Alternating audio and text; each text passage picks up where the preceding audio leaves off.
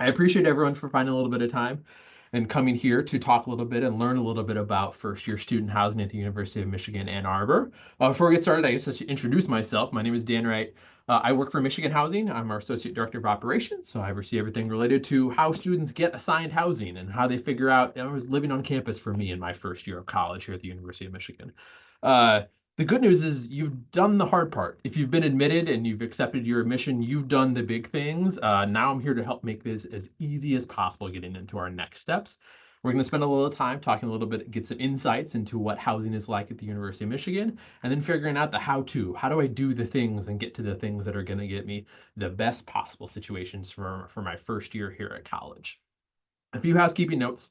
We're going to go along through a few slides. If you have any questions, there should be a Q&A section where you're welcome to ask them. My colleague, Hannah, you might see a answer from her. If she can answer them as we go along in the Q&A, she will answer them. If not, we'll take those down and I'll have question time at the end to be able to answer those questions, particularly if many of you are asking some similar ones, want to be able to get you some of those answers and help you walk away today as knowledgeable as possible about housing at the University of Michigan, Ann Arbor. So to get us started, you can see our wonderful slide here, Bursley Hall, one of our residence halls on campus that you can see up on our North Campus. Wanted to highlight again, show you the behind the scenes, see what it looks like from the outside. So in today's webinar, we're going to be talking about housing options. What are different types of housing that exist here at the University of Michigan, Ann Arbor? We're going to talk a little bit about our living learning communities, types of special programs that we have. We're going to talk about what it means to live in community, what it means to live in a residence hall at the University of Michigan. Talk a little bit about some of our additional living options and special opportunities to help meet some of your specialized needs. Then we're going to talk the meat of it. Does it mean to apply for housing? What do you need to do? What steps you need to take to be successful and apply for housing? And then I'm going to talk a little bit at the end about our University of Michigan vaccine requirement, which is an important step in applying for housing and in getting housing here at the University of Michigan Ann Arbor. So, housing in Michigan. We have 3 campuses, residential campuses, that students can live at in their first year. If you are here and a part of the LEAPS program, I'm going to start on the right side here. Our Mary Grove campus, located in Detroit, is a special community for about 50 of our students in the LEAPS program, for about 1% of our first year students. And again, if you are part of that program, that is where you will be living. For everyone else, we have 2 campuses, our North Campus and Central Campus. Again, both here located in Ann Arbor, both just a shuttle ride away from each other. Our students living on our North Campus make up about 23% of the first year population.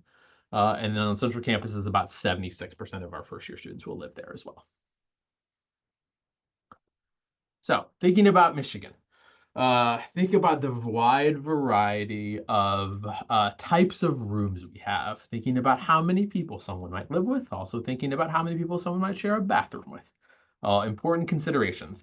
I'm sharing some stats here that we actually don't even have in like a compiled way online. So by showing up today, you've gotten more insights than maybe other folks might have, because I want to kind of share and talk about the prevalence of different types of rooms, because you may be thinking, well, what are the chances of this? What are the chances of that? So we do have a wide variety of sizes of rooms for our first year students, from singles all the way to quads. Singles are really thinking about one person in a room or having a bedroom all to yourself, and then doubles and triples and quads. Again, as you'll see here, the majority of students, 82% of first year students, will live in a double. What that means is you will either have a room just to yourself and one other person, or you'll share a bedroom with yourself and one other person.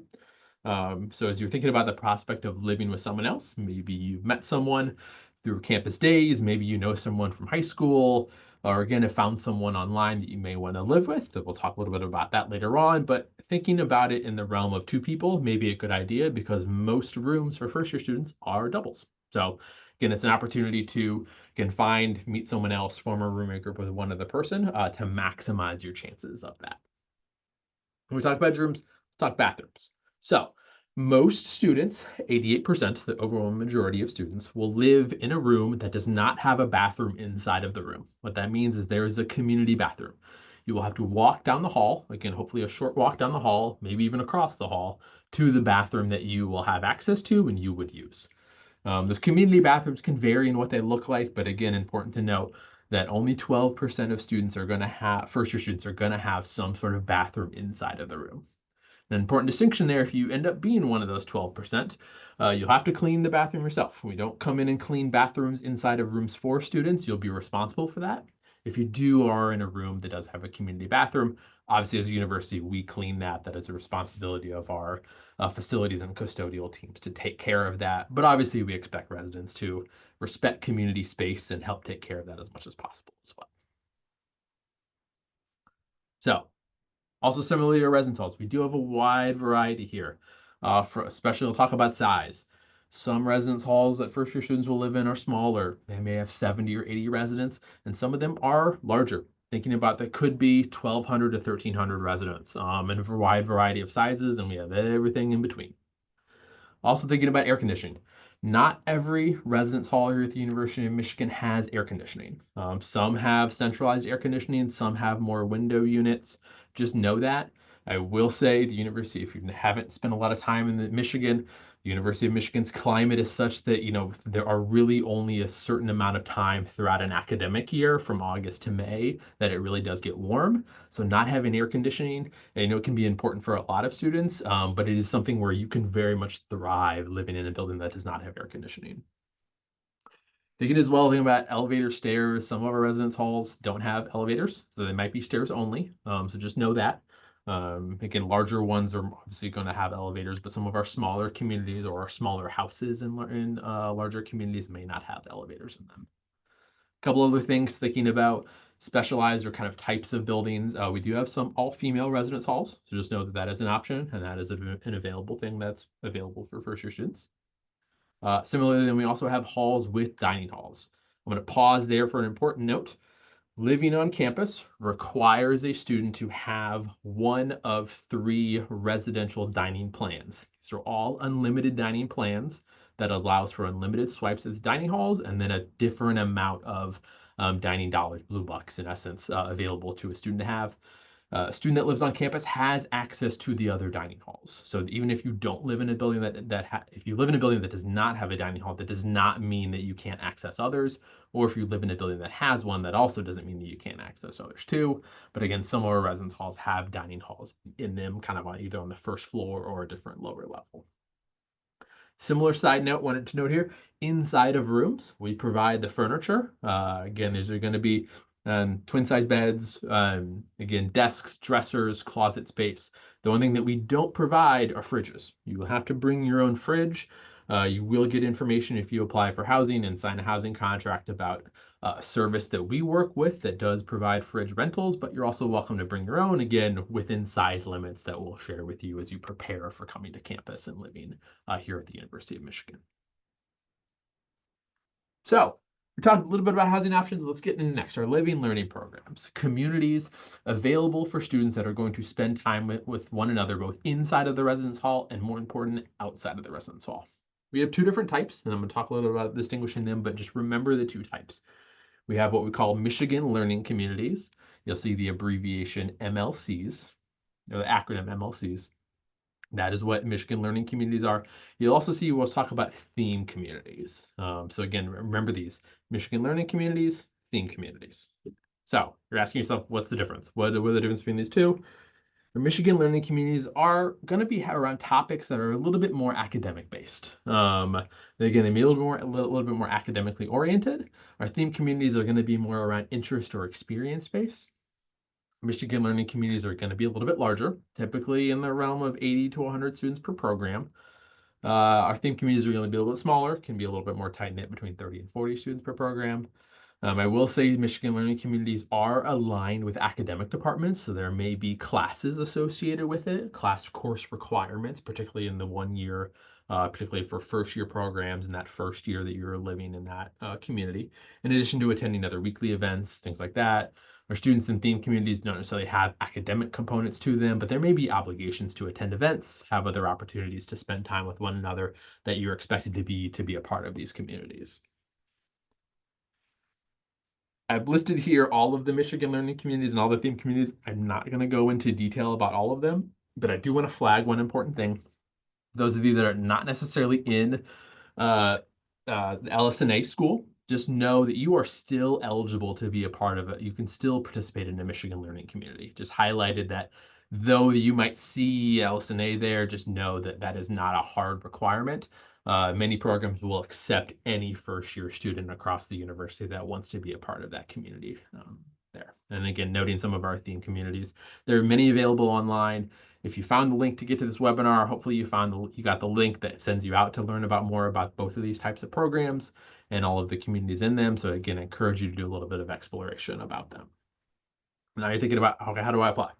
Well, you apply in the housing application. When you apply for housing, you will also have an opportunity to apply for Michigan Learning Communities and or theme communities. So you can apply for up to two MLCs, so you can apply up to theme communities. You're not required to apply to any of them. You're not required to apply to both.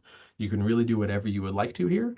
One thing I will note is if you apply to a Michigan Learning Community and you are admitted into that, that will take priority over any applications you did to a theme community. So just know that if you do apply to an MLC in one of those, my account here, 10 programs available for first-year students, again, note that that will take a priority, again, over any theme communities you apply to. And we'll say applying to a program typically is going to involve ranking your programs like 1, 2. I ranked this MLC first and this MLC second. And then what it will involve is typically writing in the realm of 150 to 300 word answers to essay questions per program. Each Michigan Learning Community, there's one overall MLC essay question, and then each program is going to have their own question. For the Michigan Housing Theme Communities, each program is going to have in the realm of 2 to 3 questions that they're going to ask you to answer to apply to that program. We'll note if you want to see essay questions, you're welcome to see those ahead of time. If you'd like to prepare, spend a little bit of time on your essays, you can work on those before you apply if you'd really like to. So, talk a little bit about living in community. Again, an important part about being in a residence hall here about the University of Michigan. So I'm going to talk about each of these 4 topics: living with a roommate, sharing space with peers, our resident staff, and then our councils in our residence halls. So let's talk first, living with a roommate. Important thing to prepare for: most first-year students share a room or bedroom with someone else. For many students, and I will speak for myself as well when I was in college, this is the first time in life many have shared sleeping space with someone else. That can be a big adjustment. I will note that, and again, from my own expertise, no roommates are going to be perfect matches. You may be going into applying for housing thinking, I'm going to find someone who's going to be an exact version of myself. We're going to align on everything. We're going to go to bed at the same time. We're going to clean our room in the exact same way. And we want the same level of cleanliness. We want the exact same level of noise in our room. We want exactly the same thing. I'm here to tell you, it's unlikely you're going to find the perfect match on everything. If you find the perfect match, come find me and tell me that, because I would love to find out if that's the case. I will say it's just really rare, and it's really likely you are going to be living with someone else that is different from you in some way. Even if it's in the smallest of ways, it's likely to be some way. So really important to think about as you're going into considering living on campus, considering applying for housing. Think about what are the things most important to you. The things that are for you are going to be really hard to compromise on. For me, I'd be like room temperature. I like my room cold. If someone else liked their room really, really warm, I'm probably not going to get very good night's sleep. So that would be a really hard thing for me to compromise on. And then think about the things that are preferences. Think about, again, something that you could compromise on. I would love if my roommate didn't bring over guests, at any time, but I know sometimes they have their own needs, and I should probably talk to them about that, and I might need to be a little bit flexible. So again, think about that as you're going into applying for housing, as you're looking for roommates. Find someone who's going to be as compatible on the really critical things to you, and then figure out where you can work through differences. And that's what living on campus, that's what living in a residence hall in college is all about. So you're not also just living with a roommate, you're also sharing other space in the community with peers. So that means you're sharing common spaces like bathrooms, like lounges, you're spending time in laundry rooms, you're doing laundry with your peers. Remembering that everyone comes from different backgrounds, has different routines, it's really critical to think about what it will mean to be respectful and be flexible, and that's the type of thing that helps build a stronger community. Our residence halls are full of opportunities to meet new people, but also know it's okay to set boundaries, and it's okay to, again, take time for yourself. Again, think about the prospect of living with over 1,000 other students. That can feel overwhelming for a lot of people, and it's okay to, again, think about your own needs and remember what's important to you to help you thrive as a student.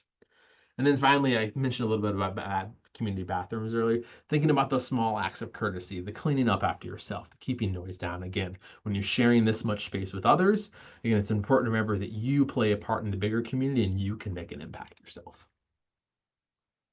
So now let's talk about support. Let's talk about engagement. So all students that live in our residence halls are going to have a resident advisor. Again, for any of you that know the concept of an RA, that is very much what we have here. A fellow student that's here to help you get to know others in the community, to help lead activities to encourage the growth of a healthy community here. All of our communities also have diversity peer educators. Again, most to really help students in the development of the community that's inclusive for all students across all identities. Again, are all part about creating a strong residential community. And then finally, again, those two are our student staff and student positions. And thinking about our full-time staff, thinking about a higher level need, all of our communities have hall directors. These are full-time staff like myself that work in Michigan Housing, and they offer support and provide leadership of our residential communities, help get students, again, working through challenging situations. And we'll say being in college is not always easy. It can be hard. And we have people here to help every student get through that and work through, again, the ups and the downs and everything along the way. Then finally thinking about, so I talked a little about support, let's talk about engagement. Each residential community has a hall council. It's a part of our residence hall association, and a multicultural council. These councils are made up of students who live in the residence hall. Our hall councils focus on hall events, they focus on community building, and our multicultural councils plan community-led programs really meant to engage residents in diversity and inclusion programming that really creates a welcoming environment for all residents. So we'll say, thinking about coming here, you can join a council early in your fall semester. I encourage every student to think about the opportunities to get involved in their community, to help lead and plan things, other fun things for your peers who are also going through this similar experience. Have a lot of good opportunities for people to be a part of this, hence why we're referencing it today. So let's think about some additional living options here. Um, so thinking about students with disabilities or chronic illnesses or severe medical conditions, you can request accommodations to help find options or have options that may meet your individual housing needs. Any student that's going to request an accommodation is going to engage in an interactive process to determine reasonable accommodations. The request goes through the Students for Services for Students with Disabilities office. In the same way you might submit a request for an accommodation for an academic purpose, you can request an accommodation for a housing need at the same time. Submitting a request for an accommodations is not a guarantee you'll be approved for that, but again, allows you to have an interactive part of the process. Important thing to note, students can be approved for specific accommodations, may be assigned roommates in the same manner as all other students, unless for some reason, again, someone's approved or requests a single room and one is available. Remembering that accommodation requests can take precedence over all other requests, including roommates. While we do everything we can to honor both the desire around what type of space you need to live in with who you want to live with, sometimes it can be really important to make sure we're meeting a need that someone has if we can't necessarily meet the desire to live with the exact person that someone wants to live with. I'll think about too, talking a little bit about religious observance requests. Again, our role here is to help recognize and support students' needs in observing their faith and traditions while living in on-campus housing. Again, we do have an opportunity for students to submit a request to request specific needs around religious observance and on-campus housing. Similarly, a request that someone submits, if approved, it again does not guarantee that students are going to receive their exact preferred room type or campus area. Similarly, if you request this type of thing in your first year, it's not necessarily a guarantee you will get housing in your second or beyond year. And then, like I said, similarly, talk a little bit about roommates. Again, the desired and the exact request is what's going to take precedent. We'll do everything we can to help meet roommate requests at the same time, but it's not always possible. So just know that. And then the last kind of additional living option I want to talk about is thinking about, we offer a wide variety of gender inclusive housing options that really ensures that we are helping to create a supportive space for residents of all gender identities. So just remember that as well. We have two different options. give you placement in a gender inclusive room, as well as the opportunity to join our gender inclusive living experience community. So again, similar thing there. You can go ahead and complete a form on our website. And like I said, everything I talked a little bit about earlier around guarantees and placement also kind of holds through, particularly thinking about roommates. So that's kind of everything of what we have. Let's talk about what do you need to do. Let's talk about applying for housing. I have a few step-by-step things that hopefully these become good takeaways for you for your time today. Let's talk first with step one. It's submitting your housing application. First and foremost, you need to have a University of Michigan unique name. A unique name is basically the part of your University of Michigan email address that comes before the @umich.edu. In essence, you need to have a University of Michigan email address in order to apply for housing. If you matriculated or have matriculated recently, you paid your enrollment deposit, you've claimed your unique name, and you have an email address, there can still be a little bit of a lag, a day or 2 days, and then we'll reach out to you to say, welcome to the University of Michigan, time to apply for housing. When you apply for housing, you will provide us some important housing information like phone number, emergency contact. You'll have an opportunity to provide a confidential contact. You will be able to indicate some housing preferences, like what campus you might want to live on, what type of room type you're interested in. You'll have, again, learn a little bit more about, again, the request for accommodations for health and disability reasons or religious observance requests, or again, gender inclusive needs, the things I just talked about. You also have the opportunity to apply for Michigan learning communities and theme communities, all the things I talked about a little bit earlier. Before I go on and talk some of the next steps, I will say, thinking about this, Monday, May 12th at 11:59 p.m. Eastern. That's a date and time to remember. We need your housing application in by that point. Housing application, that's kind of our priority deadline. If you apply after that date and time, it's not that we can't accommodate you, it just becomes harder. So just remember that if you need something to get it in by, get your housing application in by Monday, May 12th at 11:59 p.m. If you've gotten, again, the link to this webinar, hopefully you read the first part of our email, in which I said that nothing about applying for housing is first come, first serve. There's no benefit that you get to submitting earlier. You just need to submit by this due date that I listed here. Again, Monday, May 12th at 11:59 p.m. Eastern. So in your application, there's one big question that we're asking you to consider in this. And that big question is, how do you want to be assigned to a room? You have two options. Either you can let us, people like myself, assign you using the preferences that you give us, like, hey, here's what I'm looking for, here's where I want to live, here's where I want to live with, and we will assign you to a space. Your other option is you can pick your own space. You could say, you know what, I'd like to take this on myself. I know exactly where I want to live with, and I'm going to go ahead and pick the exact room for me to live with, or me with my roommates to live in.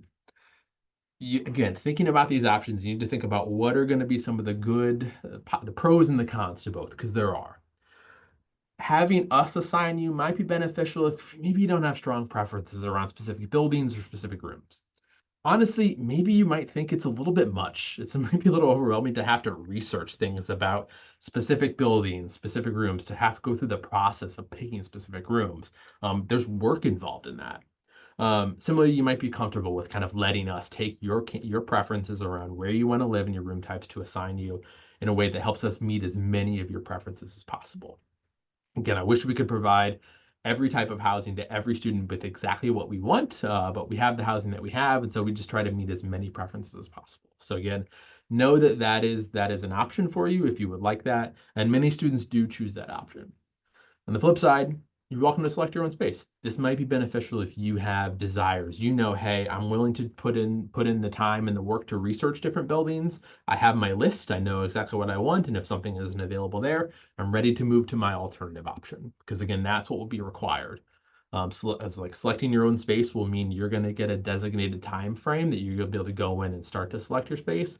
And you're selecting from among available spaces. So if something that you really wanted isn't there, you got to move on to the next thing. So again, it's work that is required of you. But again, it puts it all in your hands. You get to decide exactly where you live. So if that's what you're looking for, that's an option. Important things to note. If you, even if you would like to select your own space, there are some populations that we are going to go ahead and assign you. So if you are accepted into a Michigan learning community or a theme community, we're going to go ahead and assign you.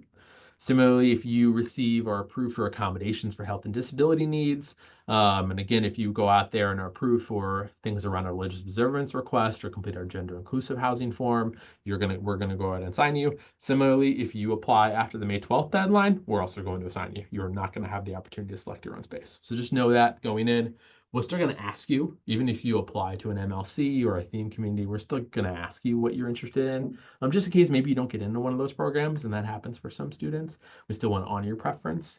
But again, if you do get in one of those communities or fall into one of these other buckets, we're going to go ahead and assign you. And like I said, I'll talk a little bit about timeline and what that looks like later on. Important thing to note, all available first-year buildings and rooms are available through both options. Choosing one over the other does not guarantee you're going to receive or choose what you think is more desirable housing. All the available spaces are there. Just because you select your room does not mean, again, that you're going to get something that you might perceive as better. You have both routes. It's really just about what kind of work are you willing to put in, what are you willing to do, and how much control do you want over how exactly where you live. So, the last or second to last big thing, thinking about applying for housing is roommates, right? I've talked a little bit about where and how. You may think a lot about who. Okay, well, who do I live with? Again, who would I go out there, have the possibility? Again, maybe you know someone already, maybe you don't. And again, both very valid options. So here's how it's going to work thinking about roommate groups and roommates. Every single person is going to answer a set of roommate matching questions. Even if you know who you already want to live with, we're still going to ask you those questions. I think it's 15 questions. Don't quote me on that exact number. Around 15 questions we're going to ask you. And they're the things I talked about earlier. What time do you go to sleep? What time do you wake up? How clean do you think your room is going to be? What are your thoughts about having guests over? How close of a friendship do you want with your roommates? Things like that. I encourage you to answer those questions honestly. No one is judging you on your answers. And we also recognize that who you are now may change over time. So answer them to the best of who you are. And again, there's no idealized form of college student. There's no one perfect thing. You may go to bed a little bit earlier now. You may find by the time you get into your first semester of college, you end up going to bed a little bit later. That is okay. Again, answer them to your best ability to who you are right now and who you think you might be in college. After that, what happens next really comes down to how are you looking for a roommate? So two paths. If you don't know who you want to live with already and want to search for a roommate, and again, caveat, many students do this. Again, not every student comes in knowing exactly who they want to live with. They haven't found someone. We have an opportunity to let you search for potential roommates within the housing application. You're going to search based on those same roommate matching questions you answered. Again, I could say, you know what, I'm really going to go find someone that goes to bed early. Spoiler, I go to bed early. So I would really love someone that does not stay up late because that's going to make me a little bit hard for me to sleep at night. As you find potential roommates, you have an opportunity to send them a message to connect, and then eventually request to form a roommate group with them. Whoever sends that request becomes the leader of the group. And again, those that are invited can either accept or decline that invite.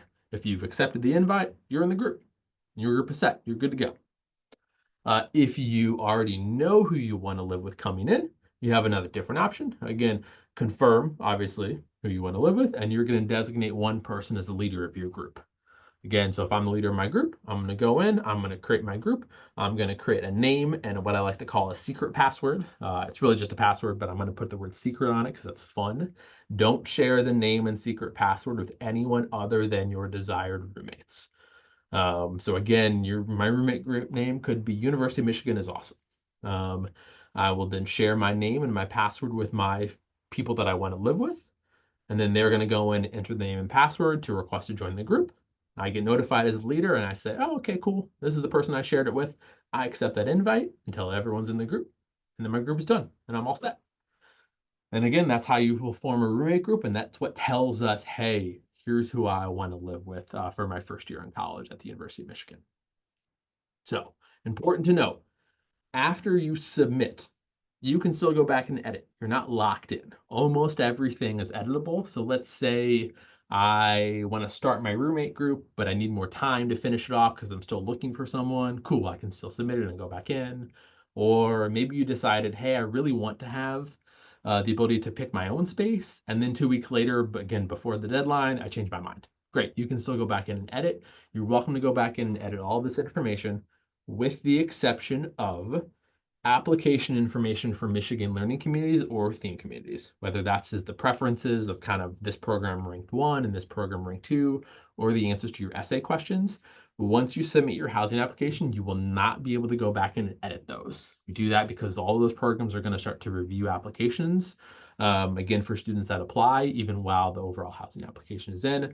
So again, important to note, take your time on those.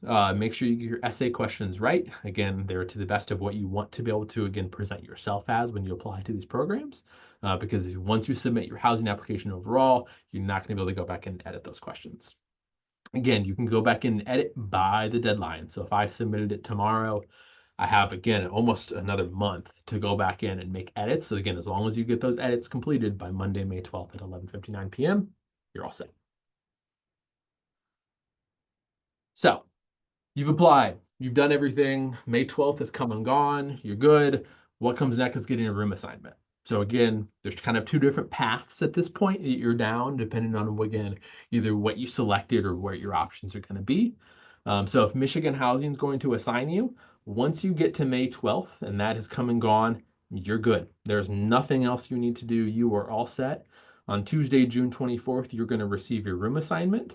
In the middle of that, let's say you applied to a Michigan learning community or theme community, you'll get notified in the middle of there if you've gotten into one of those. So you know, okay, got into this program, and now I know on June 24th I'm going to receive the room assignment in whatever building this program's in.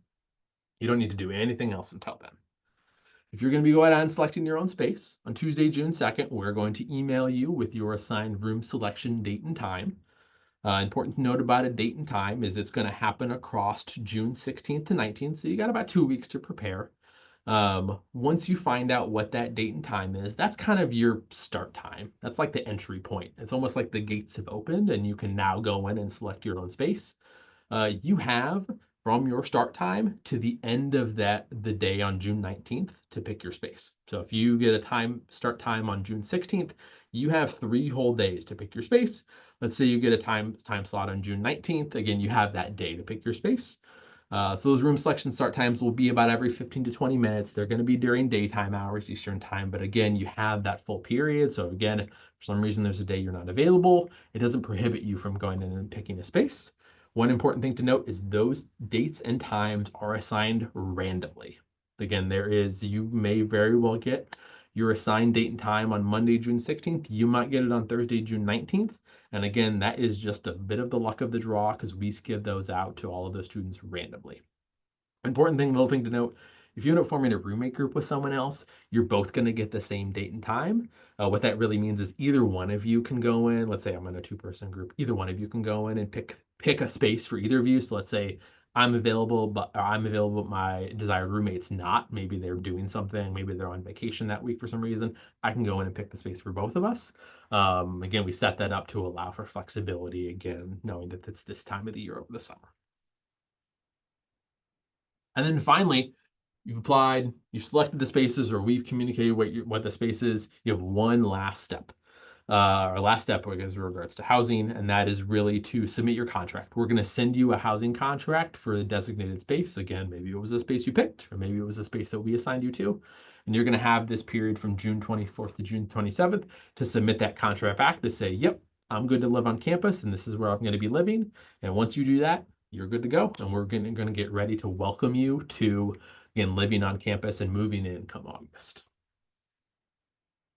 So then we get to the last point, the final thing here, vaccination information. So there's one of many takeaways you may come away from this webinar. This is a very important one. You must submit vaccination information before we can offer you a housing contract. If you don't submit vaccination information, you're gonna get all the way to June 24th. You may go through the room selection days and pick your own space, but in the end, on June 24th, we're not going to be sending you the housing contract because you haven't given us vaccination information. You get this submitted as soon as possible. You don't need to wait. You can do it right now while you're applying for housing. Again, encourage you to do it as soon as possible. A little insight is our vaccination requirement is not about getting vaccinated. It's about telling us what vaccines you have already based on the ones that, again, are most important to us within our public health guidelines. So again, if you got the email that includes the link to this webinar, you got information that includes what vaccines we need to hit your history, vaccine history on, and how to submit those. And again, very critical, please get those in. We want to be able to offer you a housing contract for, again, one of these spaces that we assigned you to or you selected, and we can't do that until you submit your vaccine history. So that was a lot of information. I threw a lot at you. There's a lot of information online. I've seen there's been a lot of really good questions coming in. So I want to be able to kind of talk through some of those. So again, my colleague Hannah has had the opportunity to kind of give me and show me a little bit of some of these. So I'm going to kind of throw them out there. I'll read the question out and then I'll read the answer. And again, as best as I possibly can, and we'll continue to go through for as long as folks have questions. Again, we're here. So a couple of really good questions have come in about what are the differences between some of the costs? I see premium, I see standard, enhanced, economy. What's the difference between these? I will say there's no exact formula. The general ballpark is a room that's going to be a little bit higher in cost. Maybe it's more premium or standard or economy. It's probably going to be a little bit bigger in size. So square footage plays a factor, but amenities play a factor too. Again, sometimes again, a building might have more. It might be a double room with a bathroom inside the room versus a double room with a community bathroom. So the more that you have space, amenities, again, the more kind of the tier goes up from an economy all the way up to the premium tier. Thinking about, again, room types and rates. Again, there's been some good questions about kind of picking a room around private bathrooms. Like I said earlier, if you would like to be able to have control to see, okay, I know exactly what I want to pick. I want to pick a room that has air conditioning and a room that has a bathroom in unit. You're welcome to do that. You can pick that. And again, you can do that. Or again, we're going to ask for some of your preferences around those things. And again, if you want us to assign you, we're going to do everything we can to meet some of those preferences. A lot of really good questions around, again, committing to housing. So like thinking about when am I committed to on-campus housing? You're not committed until you submit your housing contract back to us and say, yep, I agree to live in the space. Because the University of Michigan Ann Arbor does not require any student to live on campus, you have to consent. You have to agree to live in the space that we've provided to you. So it's really important that you do that, again, and submit that contract and across those dates in late June. A lot of really good questions. I'm actually going to dive into some questions around Michigan learning communities. I think there's a lot of good questions that have come in there. So got a question around, like, if you get into a Michigan learning community but decide later that you're no longer interested, and can you opt out and go for regular housing? Yeah, no one's locked into being in a Michigan learning community. I will say if you back out as we get farther into May and into June, you might have less options for how you go about housing. But again, most Michigan learning communities are going to go out and say, yeah, if someone out there has withdrawn and no longer wants to be a part of it, you're welcome to.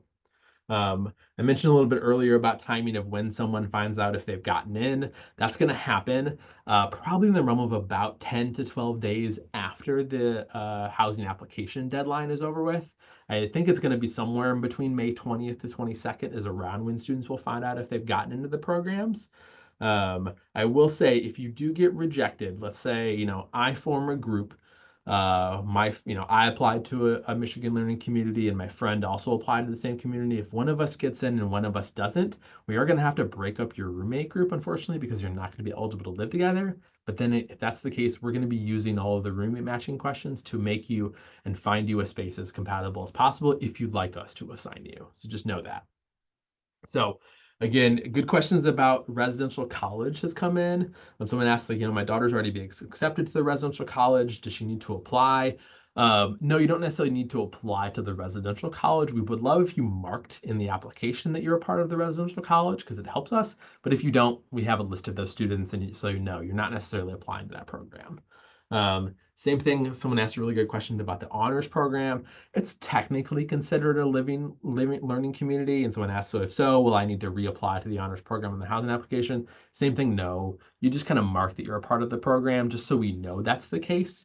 The important thing about the honors program is that there's a distinction between being in the honors program, and living in honors housing. Students in the honors program are not required to live in honors housing.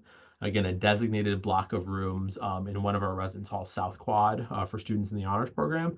You're welcome. Any honors program student is welcome to apply to any other community or none of them if you'd like to live anywhere else or not live on campus.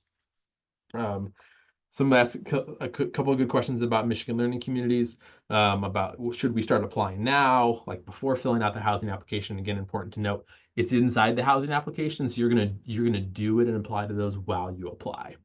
Someone asked a really good question about roommate requests. Like, can they be changed after the May 12th deadline? No, they won't be able to be. I will say if you do get into a Michigan learning community, there will be you'll find out information about a designated period in order to be able to form a roommate group with someone that gets into one of those programs. So again, you have the opportunity to do that if you want to. But again, that's kind of the only thing around changes after that May 12th deadline. So really important that you have things set and really think about for you and any other roommate, like what are we applying to? We're both interested and we both think we should do that, you should go ahead and do that. Again, thinking about potentially participating in one of these programs. A lot of really good questions about roommates. So like when and where is the best time to find roommates? Let me share this.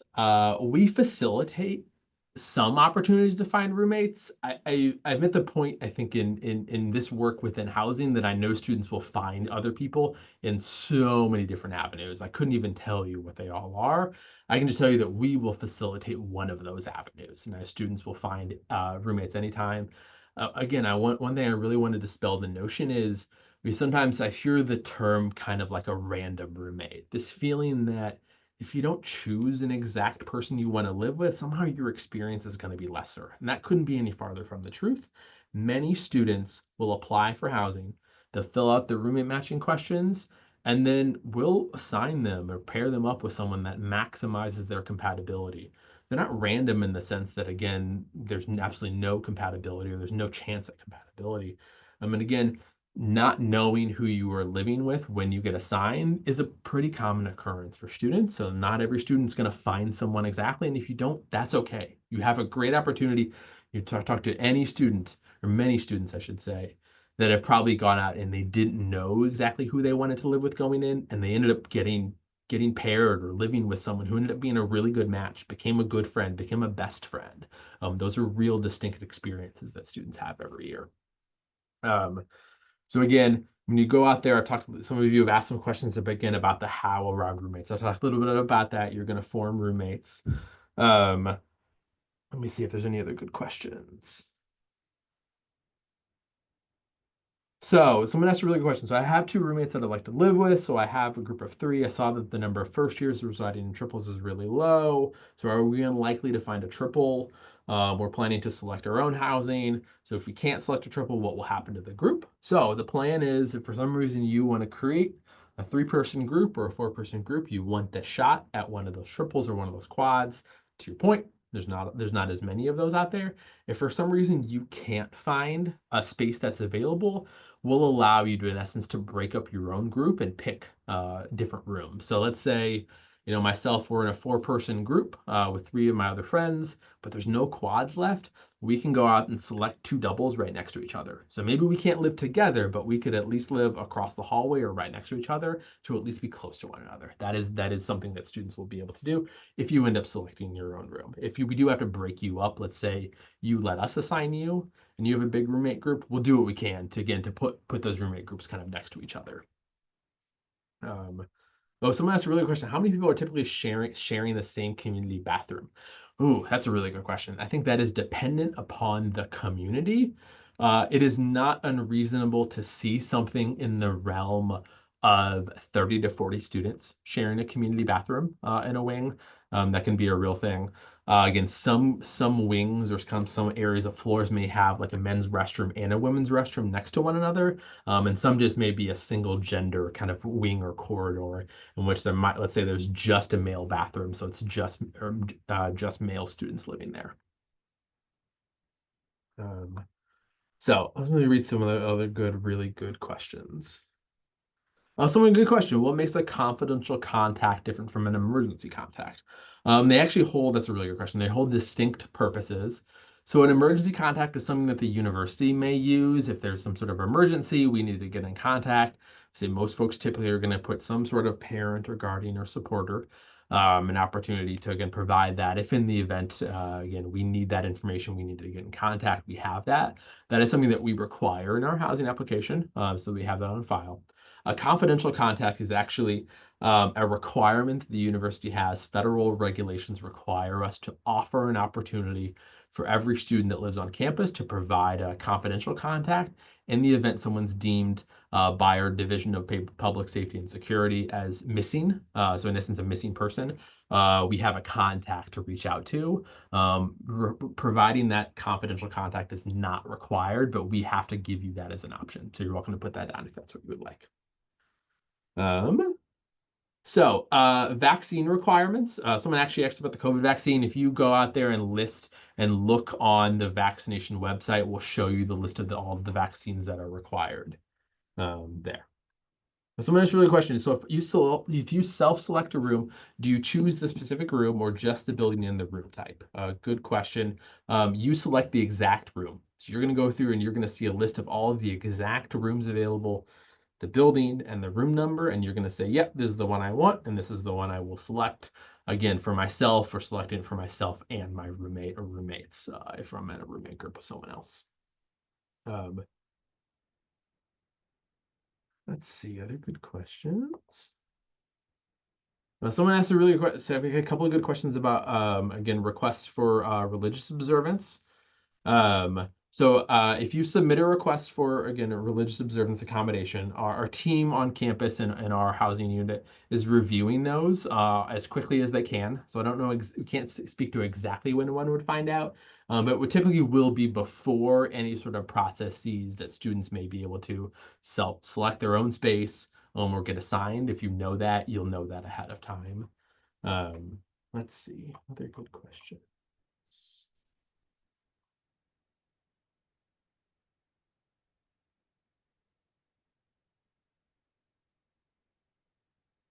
Yeah, okay, someone asked a great question. Are we able to submit a housing application before we submit roommate requests? I think I mentioned this earlier. Yes, you can absolutely submit your housing application and come back if you're still working on roommate-based pieces. Many students do that. Again, like I encourage you to get to a point in which you feel like you're in a good place if whether you're applying to a Michigan learning community or not, to go through and submit the housing application. And at least so you know you've got it done. And like I said, you have until May 12th at the end of the day to come back in and make your own edits.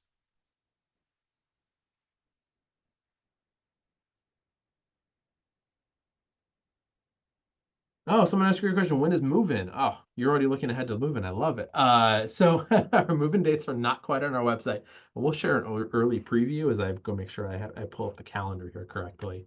If you're looking ahead, so move-in, first day of classes for the fall semester is Monday, August 25th. So move-in will happen before that. The general move-in period for new students is going to be somewhere in the realm of the week of August 16th to August 23rd.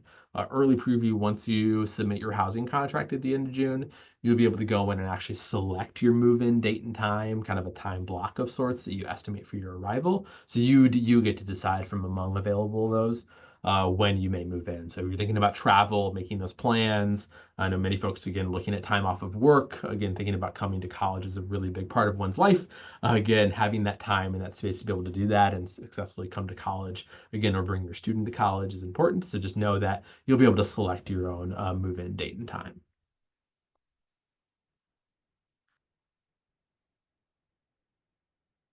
Someone asked, I think it just recently came in, if we're joining the Michigan learning community like the residential college. So again, it's self-selecting, not an option. That is correct.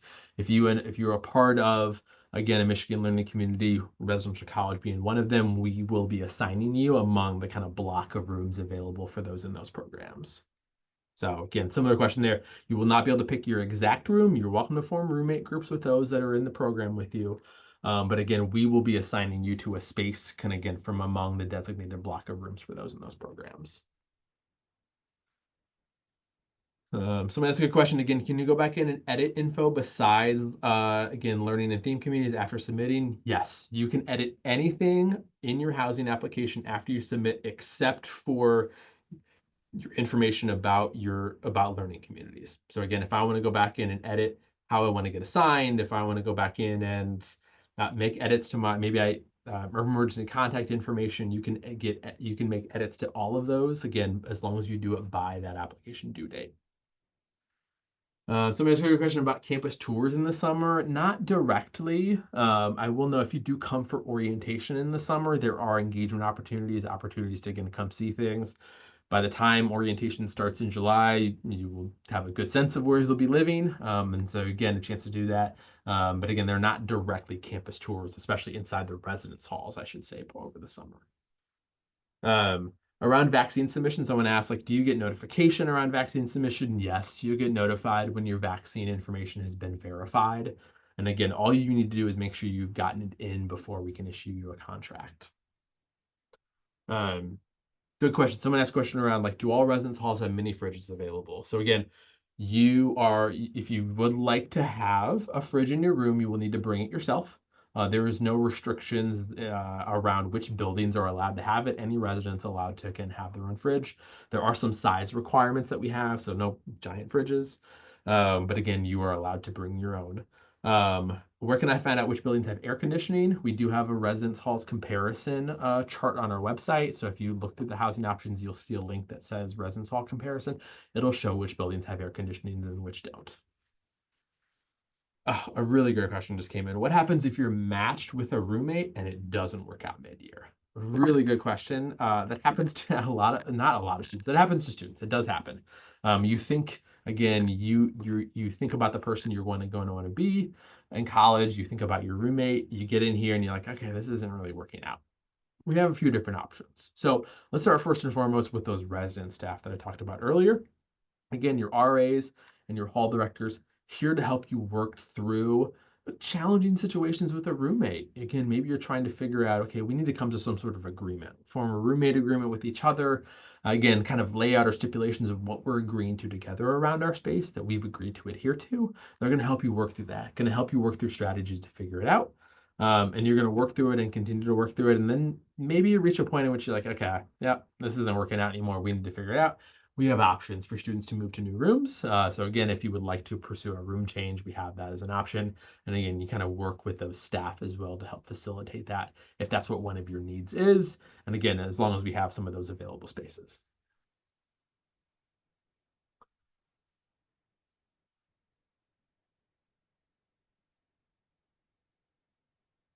All right. So there have been so many good questions. There are still some more I probably still will not get a chance to get to. So again, this is kind of a last chance. If you do have any further ones, I'll do what I can. Otherwise, again, this is kind of your release. You're welcome to go from here. If you do have further questions, please do not hesitate to reach out. I didn't put it on this slide, but our email address is housing@umich.edu. Don't hesitate to come and reach out with your questions. We're happy to answer those. If you have individual situations, we're happy to advise. Again, I just like an hour ago was emailing with a new first year student around like different types of rooms and things like that, asking questions around specific buildings. If you have those questions, ask those. We want you to be as knowledgeable and prepared as possible. If you're applying for housing or if you're, again, helping your student apply for housing, again, please do so. We want to be able to help you through this, and we want you to be as confident and knowledgeable about what it means to live on campus here at the University of Michigan.